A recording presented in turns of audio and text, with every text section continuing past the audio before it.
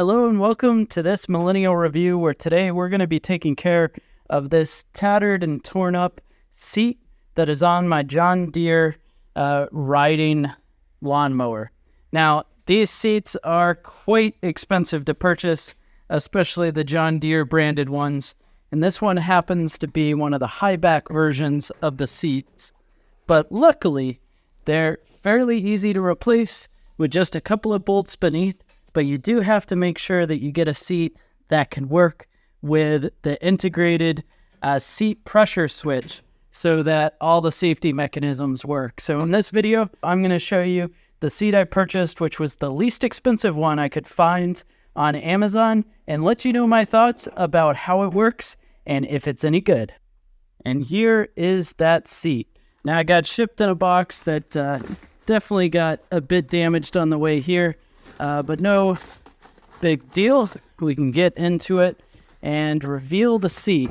Now, this particular seat is going to be a low back, mostly to help save some money, keep it well under the $100 price point that so many seats seem to be for these tractors. But specifically, one of the reasons I went with this one is it's going to work with the factory seat pressure switch. So everything else, the mounting points, all should be fine to go on to this John Deere 100 series. And if we look at them side by side, you can tell the low back, of course, is a lower back, doesn't come up quite as far. And it's definitely not as dark as the factory one, although some of that is because it hasn't been out in the sun the whole time.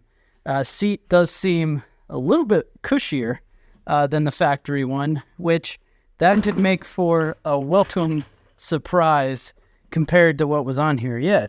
Actually, quite a bit squishier, and the material does not seem quite as, rigid. Could be age, could also just be a different material, but let's pull the old one off, get the new one installed. So underneath, we'll go ahead and take the pressure switch off, or rather the wiring for it. So you just unclip that clip, and the wire comes undone, and then we've got these four bolts. Now, those bolts that we're going to take out appear to be 1/2 inch, and pull these off.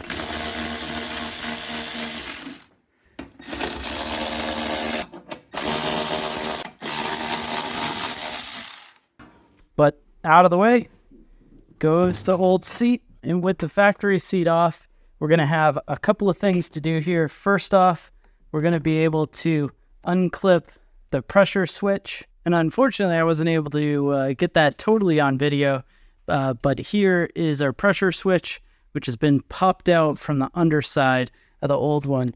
It did have these two other plastic pieces, and it looks like it's just going to be this part that crosses over to the new seat. Now, of course, lastly, we've got a 5/16 socket, which is going to take the little adjusting arm off to the seat. So we'll get those unscrewed. And so here, side by side, you can see the mid-rise or lower seat compared to the one that was on my 100 series tractor. Obviously, the lower seat has not quite as tall of a back, but as I was saying before, quite a bit more cushion on the new one. So I'm looking forward to seeing how that feels. Now, underneath, you're talking the same type of mounting. Now, we did talk shortly about the pressure sensor, and now this pressure sensor is actually going to slide into place on this one and kind of just click right into place like that. We'll go ahead, take our factory hardware. It did come with some replacement screws in case you need it. But I like the idea of reusing the factory hardware here. Get these started up to get the lever put back in place.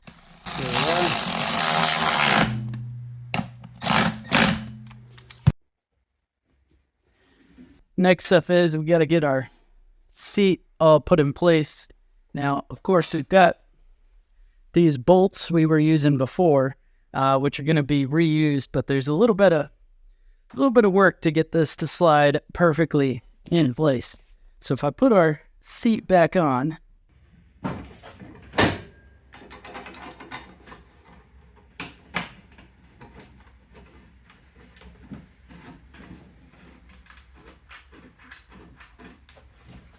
All right, let's start to get these screwed in.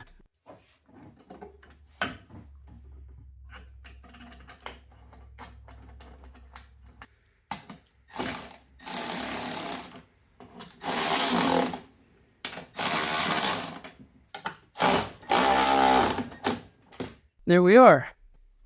Stick the wire back up in there. And as you can see there, we've got the wire clipped in. We've got all 4 bolts done. And now we can just drop the seat into place and see how it looks and test out how that thing's going to feel. Personally, I'm hopeful that it feels pretty good. Let's slide in. All right.